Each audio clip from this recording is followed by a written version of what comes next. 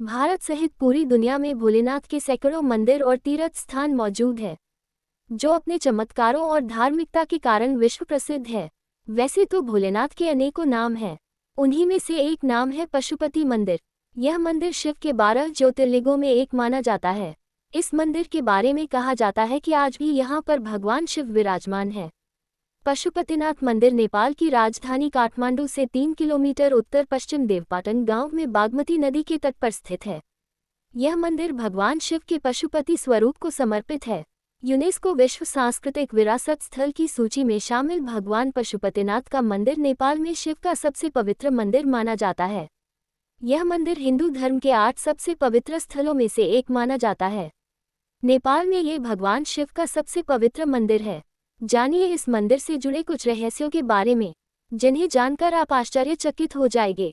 1. भगवान शिव के पशुपति स्वरूप को समर्पित इस मंदिर में दर्शन के लिए हर साल हजारों संख्या में भक्त यहां पर आते हैं।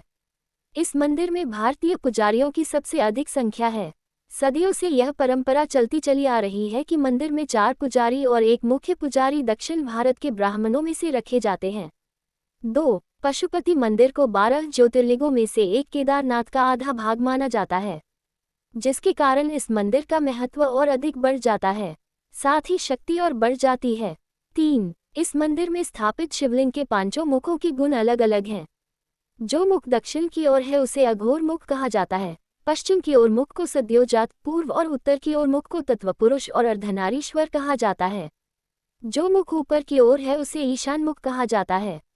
ये निराकार मुख है। यही भगवान पशुपतिनाथ का श्रेष्ठतम मुख है। 4. ये शिवलिंग बहुत ही कीमती और चमत्कारी है। माना जाता है कि यह शिवलिंग पारस के पत्थर से बना है। पारस का पत्थर ऐसा होता है कि लोहे को भी सोना बना देता है। 5. पशुपति मंदिर में चारों दिशाओं में एक मुख और एक मुख ऊपर की ओर है। हर मुख के दाएं हाथ में रुद्राक्ष की माला और बाएं हाथ में कमंडल मौजूद है। 6. इस मंदिर में बाबा का प्रकट होने के पीछे भी पौराणिक कथा है। इसके अनुसार जब महाभारत के युद्ध में पांडवों द्वारा अपने ही रिश्तेदारों का रक्त बहाया गया तब भगवान शिव उनसे बेहद क्रोधित हो गए थे।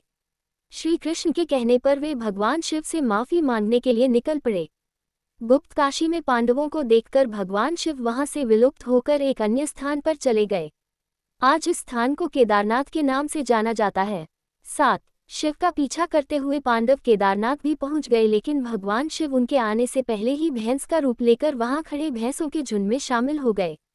पांडवों ने महादेव को पहचान तो लिया, लेकिन भगवान शिव भैंस के ही रूप में भूमि में समाने लगे।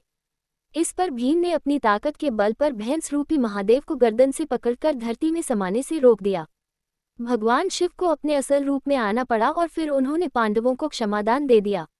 लेकिन भगवान शिव का मुख तो बाहर था, लेकिन उनका देह केदारनाथ पहुंच गया था। जहां उनका देह पहुंचा वह स्थान केदारनाथ और उनके मुख वाले स्थान पशुपतिनाथ के नाम से प्रसिद्ध हुआ। 8. इस मंदिर को लेकर मान्यता है कि अगर आपने पशुपति मंदिर के दर्शन किए तो पूरा पुण्य पाने के लिए आपको केदार मंदिर में भी भोले के दर्शन करने जाना पड़ेगा, क्योंकि पशुपतिनाथ में भैंस के सिर और केदारनाथ में भैंस की पीठ के रूप में शिवलिंग की पूजा होती है। 9. पशुपति मंदिर को लेकर मान्यता है कि अगर कोई व्यक्ति यहाँ पर दर्शन के लिए आता है तो उसे किसी जन्म में पशु की योनि नहीं मिलती है। 10. इस मंदिर को लेकर एक दूसरी मान्यता ये भी है कि अगर आपने पशुपति के दर्शन किए तो आप नंदी के दर्शन न करें, नहीं तो आपको दूसरे जन्म में पशु का जन्म मिलेगा। 11. इस मंदिर के बाहर एक घाट बना हुआ है जिसे आर्य घाट के नाम से जाना जाता है। इस घाट के बारे में कहा जाता है कि सिर्फ इस घाट का ही पानी मंदिर के अंदर जाता है और किसी जगह के पानी को ले जाना वर्जित है।